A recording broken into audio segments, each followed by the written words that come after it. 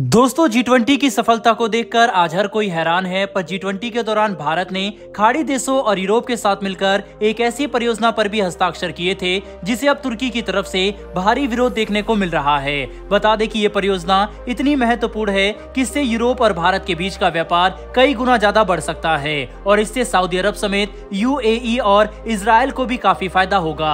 लेकिन अब तुर्की इसमें एक ऐसे देश को लेकर नाराज है जो उसका कट्टर दुश्मन माना जाता है।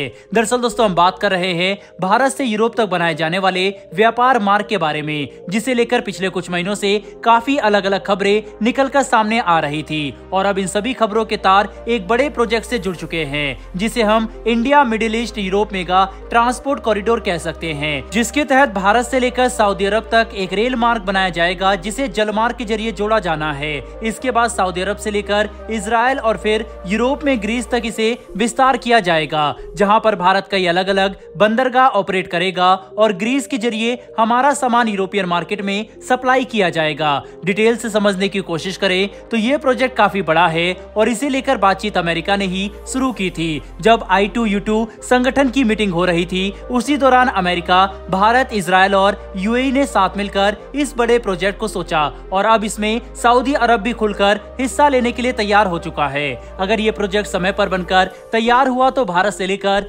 यूरोप तक व्यापार करने के लिए सबसे सीधा, अच्छा और मजबूत रास्ता तैयार हो जाएगा। लेकिन तुर्की के राष्ट्रपति को इसमें ग्रीस की मौजूदगी से बड़ी परेशानी है, जिसे लेकर अपने अच्छे बयानों के बाद उन्होंने कुछ घंटों में पलटी मारते हुए ये बात खुलकर कह दी कि अगर यूरोप तक व्यापार करने के लिए किसी बड़े इंफ्रास्ट्रक्चर प्रोजेक्ट को विकसित करना ही है तो इसमें तुर्की को बाहर नहीं रखा जा सकता। अगर भारत यूरोप तक पहुंचना चाहता है तो हमें तुर्की को भी इस प्रोजेक्ट का हिस्सा बनाना चाहिए। हमें यहाँ पर आसानी से समझना होगा कि तुर्की इसलिए नाराज नहीं है क्योंकि भारत ने तुर्की को सऊदी अरब और UAE के साथ मिलकर बनाए जाने वाले इस प्रोजेक्ट का हिस्सा नहीं बनाया, बल्कि तुर्की इसीलिए नाराज है क्योंकि भारत ने उनकी बजाय ग्रीस को चुना।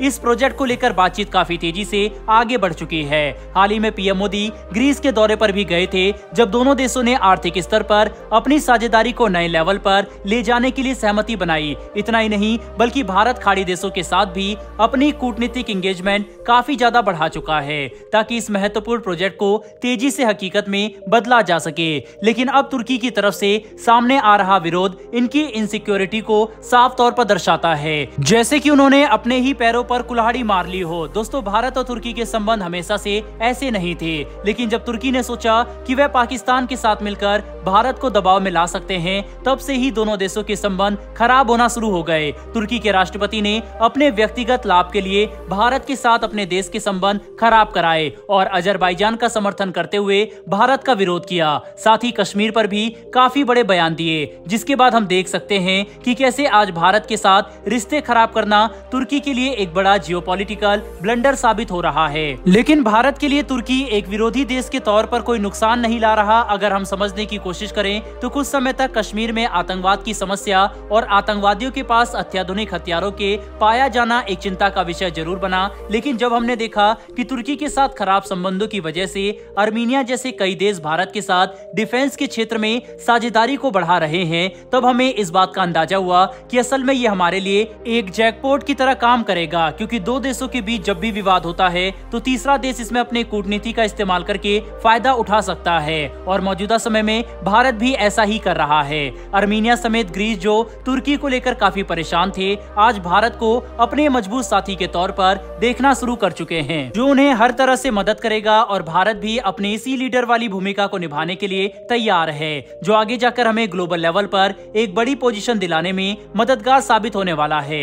वहीं पर आज तुर्की को इस बात का एहसास हो चुका है कि उन्होंने भारत के साथ अपने संबंधों को खराब करके बहुत बड़ी गलती कर दी, जिसकी वजह से G20 के दौरान तुर्की के राष्ट्रपति ने भारत को खुश करने के लिए ये बात कही थी कि अगर संयुक्त राष्ट्र सुरक्षा परिषद में भारत को स्थायी सदस्यता मिलती है तो यह काफी गर्व का पल होगा। साथ ही वह हमारे वीटो पावर को भी अपना समर्थन दे चुके हैं। ऐसे में अब लगता है कि तुर्की शायद भारत को लेकर कंफ्यूज हो चुका है कि उन्हें हमारे साथ अपने संबंधों को विकसित करना चाहिए या फिर नहीं। हालांकि अगर यही स्टेप तुर्की ने पहले उठाया होता तो हो सकता था ग्रीस के साथ साथ तुर्की भी इस प्रोजेक्ट में शामिल हो जाता और तुर्की का भी कोई ना कोई बंदरगाह इस प्रोजेक्ट के साथ लिंक हो जाता, लेकिन तुर्की की खराब नीतियों की वजह से ऐसा नहीं हो पाया। यही वजह है कि तुर्की के राष्ट्रपति इस तरह के बयान दे रहे हैं। तो दोस्तों, आपको क्या लगता है कि अगर भविष्य में तुर्की हमारे साथ अपने संबंध सामान्य करने के लिए कदम बढ़ाता है तो क्या हमें इसका समर्थन करना चाहिए या फिर नहीं? आप इसके बारे में क्या सोचते हैं? अपनी राय